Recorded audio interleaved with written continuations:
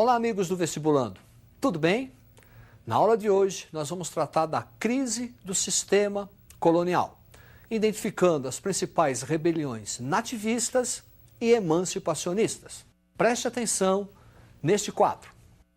Trata-se de uma reprodução da execução de Filipe dos Santos, o líder da famosa revolta de Vila Rica, em Minas Gerais. Uma revolta nativista. Entende-se por revolta nativista aquele movimento que vai contestar o excessivo fiscalismo de Portugal aqui na colônia. É um movimento que não reivindica a emancipação política. O primeiro movimento, a aclamação de Amador Bueno, ocorrido em São Paulo, quando o paulista Amador Bueno será aclamado rei de São Paulo. Revolta de Beckman, Maranhão. Os irmãos Beckman vão liderar um movimento contra o monopólio da Companhia de Comércio do Maranhão, responsável pelo fornecimento de escravos.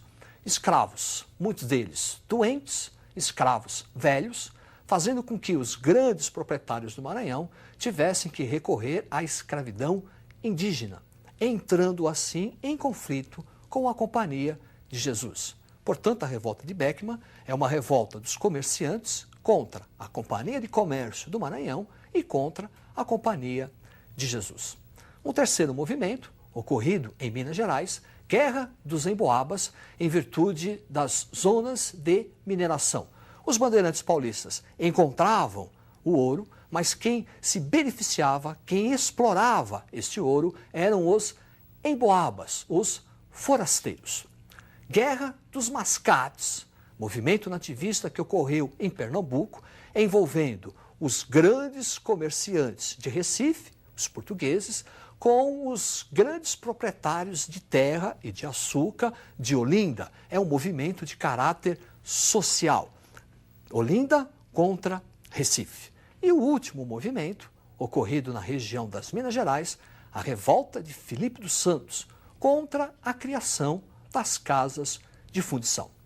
Para reforçar o que foi visto até agora, preste atenção no quadro. Revolta de Amador Bueno, São Paulo. Revolta de Beckman, Maranhão, contra a Companhia de Jesus e a Companhia de Comércio do Maranhão. Guerra dos Emboabas, região das Minas. Guerra dos Mascates, Mascates de Recife, contra os proprietários de Olinda. E a revolta de Filipe dos Santos, em Minas Gerais. Perceba, vestibulando, que nenhum destes movimentos vai questionar o pacto colonial, vai reivindicar a emancipação política. Agora, nós vamos tratar dos chamados movimentos emancipacionistas, que, como o próprio nome diz, vai questionar a dominação política de Portugal sobre a área colonial. Preste atenção neste quadro. Identificou? Trata-se da figura de Tiradentes. Joaquim José da Silva Xavier, um dos participantes do primeiro movimento emancipacionista da história do Brasil, a Inconfidência Mineira. Movimento de caráter separatista, de elite, os seus principais líderes eram poetas da escola arcadista, era também composto por bispos e grandes proprietários de terra. O movimento da Inconfidência Mineira foi bastante influenciado pela independência dos Estados Unidos.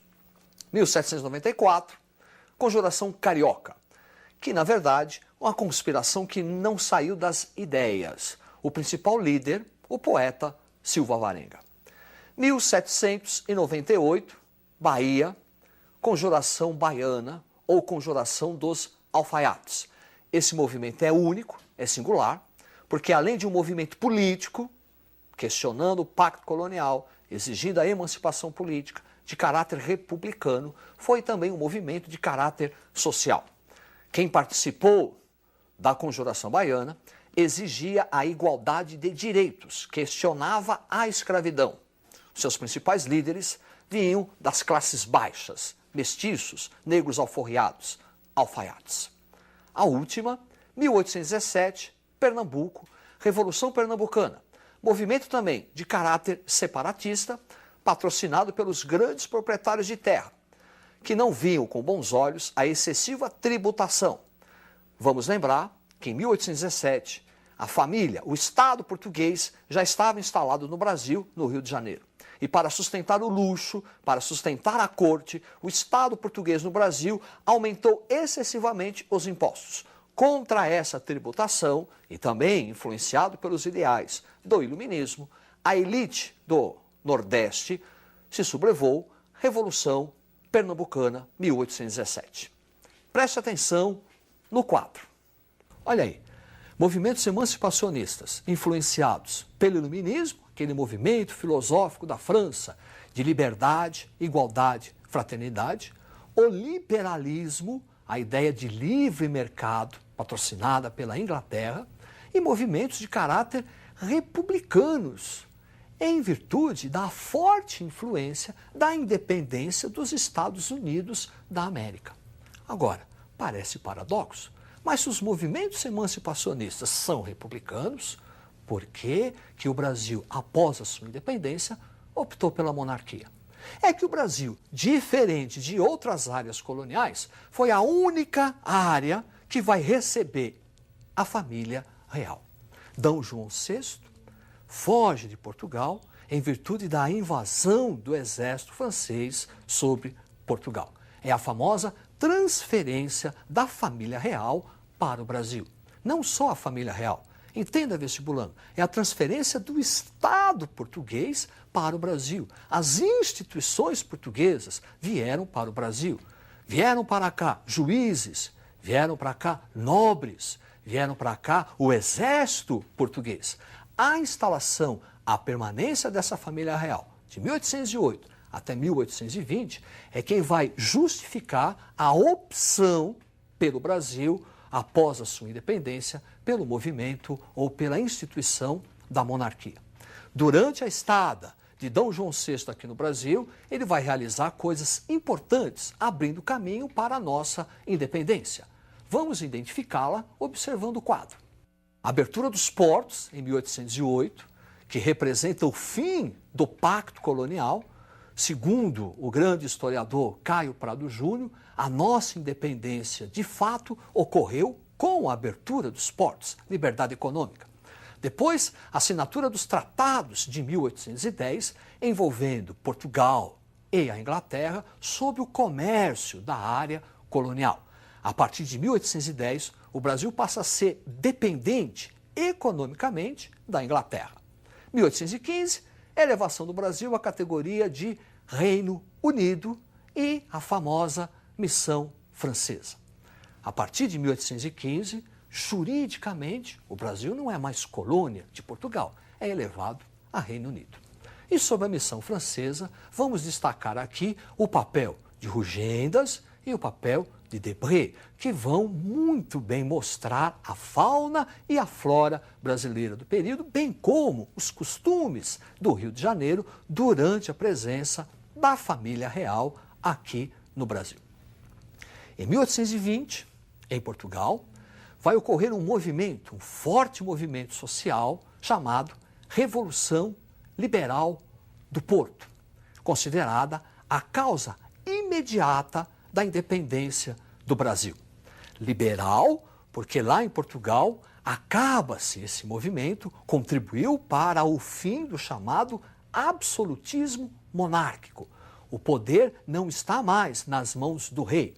O poder, por força da Revolução, foi transferido para as cortes portuguesas, o poder legislativo. Mas essa rebelião também tem um caráter conservador. Quer dizer, a nobreza, a burguesia lusitana, queria tirar o poder do rei para poder recolonizar o Brasil.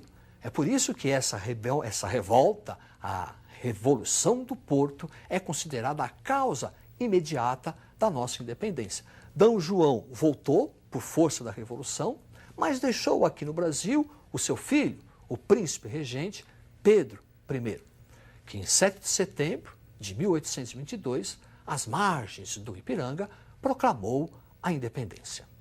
Preste atenção nesse quadro. Esse quadro retrata a visão histórica tradicional do que pode ter ocorrido em 7 de setembro de 1822. É um quadro mais clássico, mais sóbrio, muito diferente daquele quadro feito por Pedro Américo retratando o 7 de setembro de 1822. O de Pedro Américo é mais uma epopeia, é uma exaltação ao nacionalismo, é mais heróico. Agora, vestibulando. A independência do Brasil não vai provocar rupturas na história, não vai provocar mudanças muito grandes. Antes da independência, o Brasil era agrário, monocultor, escravocrata. Após a independência, continuou agrário, monocultor, escravocrata. Antes da independência, o Brasil já tinha um regime monárquico. Após a independência, optou-se pela manutenção desse regime monárquico como forma de garantir os privilégios da classe dominante, especialmente o latifúndio e a escravidão. Antes da independência, o Brasil era dependente economicamente da Inglaterra, por força de uma balança comercial desfavorável, uma importação de produtos manufaturados a alto preço e uma exportação de matéria-prima a baixo preço. Antes da nossa independência, o povo, a classe popular, não participava das decisões políticas. Após a independência, continuou assim. Quer dizer, no Brasil, classe popular não é ator, é telespectador. Haja vista que a independência do Brasil foi patrocinado pelos grandes proprietários de terra. Foi liderado pelo suprassumo da elite, o próprio príncipe regente. É isto aí. Estude. Até a próxima. Uma boa sorte.